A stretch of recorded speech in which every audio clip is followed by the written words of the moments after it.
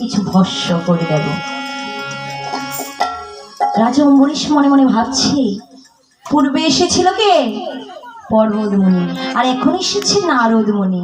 তো আমি পূর্বে পর্বতমুনিকে যে কথা বলে বিদায় করে দিয়েছি, নারদমুনিকেও সে কথা বলেই বিদায় করে দেব।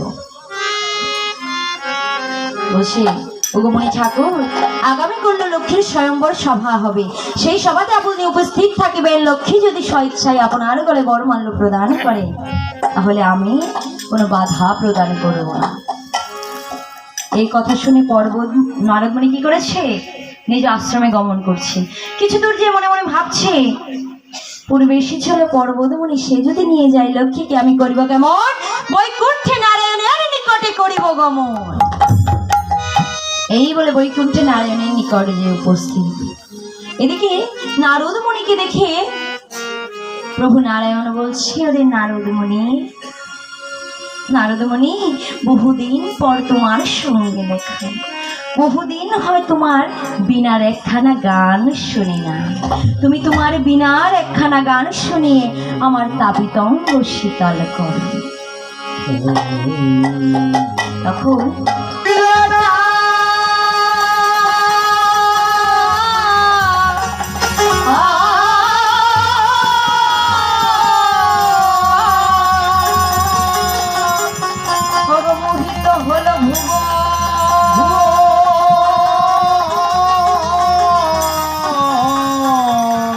নারদের বিনাই বলে রামনা,